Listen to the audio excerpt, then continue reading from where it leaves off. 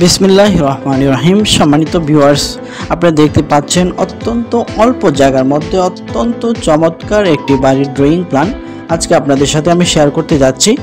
তো আপনারা নিশ্চয়ই বুঝতে পারছেন যাদের জায়গা খুবই কম, অর্থাৎ জায়গা নাই বললেই চলে, মানে কোনো রকম একটু জায়গা আছে, আমি সেই জায়গার মধ্যে একটি ছোট্ট ড্রয়িং করে আপনাদেরকে দেখিয়েছি। আশা করি আপনারা এই ড্রয়িংটি একটু মনোযোগ সহকারে দেখবেন, কারণ হয়তোবা যারা এরকম বাড়ি করবেন অনেকে আছেন শিক্ষিত আছেন বা অনেকে কম শিক্ষিত আছেন, এই কারণে আপনারা একটু মনোযোগ সহকারে যদি দেখেন তাহলে আপনি লেখাপড়া যদি নাও থাকে তাও আপনি সেটি বুঝতে পারবেন। আপনি দেখছেন যে এখানে 24 ফুট বাই 12 ফুট জায়গার মধ্যে এই ড্রয়িং প্ল্যানটি করা হয়েছে, মাত্র 24 ফুট জায়গা, আর আপনার পাশে রয়েছে 12 ফুট জায়গা। এরকম জায়গা অনেকেরই আছে, গ্রামের মধ্যে জায়গা থাকে না বা দেখা যায় জমি ভাগাভাগির পর আর জমি পড়ে না, তাদের জন্য এই বাড়ির ডিজাইনটা আমি করেছি। তাহলে চলুন আমি পার্ট বাই পার্ট আপনাদের সাথে এই বিষয়টি নিয়ে আলোচনা করি। তো আপনারা দেখতে পাচ্ছেন এই ড্রয়িং প্ল্যানটি সাজানো হয়েছে দুটি বেডরুম দিয়ে, এবং সামনে মাঝ বরাবর রয়েছে একটি পিলা রয়েছে, 1 2 3 তিনটা ধাপ পেরিয়ে তারপর আপনি রুমের ভিতরে যেতে পারবেন। এই জায়গাটার মধ্যে এত কম জায়গা যে এখানে কিন্তু বারান্দাও দেওয়া যাচ্ছে না, পিলাটা দেওয়া যাচ্ছে। দেখা যাচ্ছে আপনার 2 ফুট 6 ইঞ্চি বাই 6 ফুট 6 ইঞ্চি হচ্ছে আমার যে পিলাটা আছে সেটা করা হয়েছে।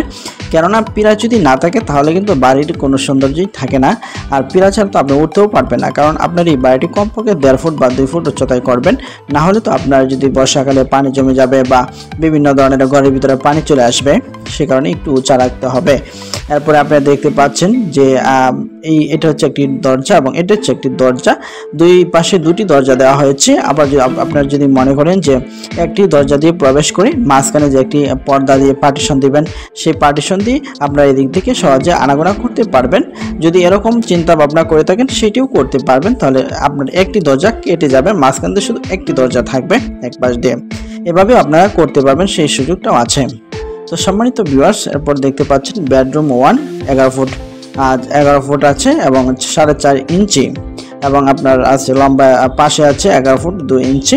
বেডরুম 2টা আছে 11 ফুট 4.5, সেম টু সেমই, দুটি বেডরুমের সাইজ কিন্তু একই, দুটি বেডরুমের সাইজ একই। এবং দেখতে পাচ্ছেন অত্যন্ত চমৎকারভাবে জানালা দেওয়া হয়েছে, জানালাগুলো দেওয়া হয়েছে 4 ফুট বাই 4 ফুটের, একটু বড় করে দেওয়া হয়েছে কেননা আলো বাতাস আসার জন্য, কারণ আলো বাতাস যদি না আসে। তো সম্মানিত ভিউয়ার্স, আশা করি আপনারা আমার কথা বুঝতে পারছেন। তারপরে যদি আরও কোনো সমস্যা থাকে বা এই ড্রয়িংটা সম্পর্কে কোনো কিছু বুঝতে চান, সেটি আপনারা কমেন্টের মাধ্যমে যোগাযোগ করে এই ড্রয়িংটা সম্পর্কে আপনারা মতামত জানাতে পারেন। তাহলে চলুন এখন দেখি যে আপনি যদি এই টিন শেড বাড়িটি করতে চান তাহলে আপনার খরচ কত টাকা লাগবে সেই বিষয়ে একটি আলোচনা করি।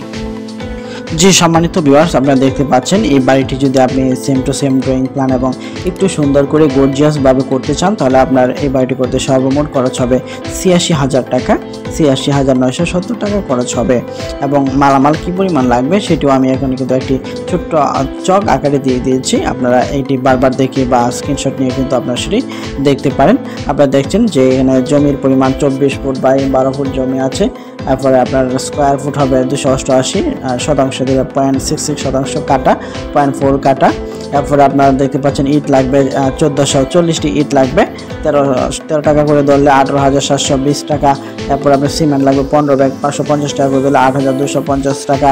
লোকাল বালু 50 CFT 1,000 টাকা, এবং টিন লাগবে আপনার 8,000 টাকা টিন লাগবে। কাঠ লাগবে 10,000 টাকা, এবং রড লাগবে 5,000 টাকা ছোটোখাটো কাজে। তারপরে দরজা লাগবে আপনার দুটা দরজা 4,000 টাকা ধরেছি মিনিমাম। তারপরে আপনার জানালা লাগবে 6,000 টাকা। তারপরে গ্রিল লাগবে 8,000 টাকা। তারপরে মেন গেট নাই, এটার মধ্যে মেন গেট নেই। তারপর আপনার মিস্ত্রি খরচ যাবে 15,000 টাকা। তারপর রং যাবে, আরও কিছু খরচ যাবে, আনুষঙ্গিক সব মিলিয়ে আপনার 86,970 টাকা একটা অ্যাভারেজ খরচ দেওয়া হয়েছে। সম্মানিত ভিউয়ার্স, এটা কিন্তু আপনার এলাকা ভেদে বিভিন্ন জায়গায় এই খরচটা তারতম্য হতে পারে, সেটি আপনারা বুঝে নেবেন, কেননা আপনি নিশ্চয়ই বুঝতে পারছেন যে অবশ্যই দাম তারতম্য হতে পারে। তবে আরেকটি বিষয় হচ্ছে এখানে কিন্তু আমরা যে হিসাবটি দিয়েছি এটি একদম স্ট্যান্ডার্ড একটি হিসাব, সেন্ট্রাল হিসাব।